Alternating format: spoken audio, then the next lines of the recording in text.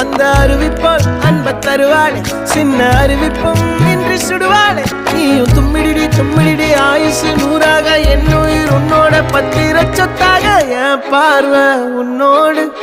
உன் பொம்மை கண்ணோடு பேசாமல் விண்ணோடு நாம் மிதந்து போவோம் காதாரா அடியாலும் நான் தாங்க மாறோடு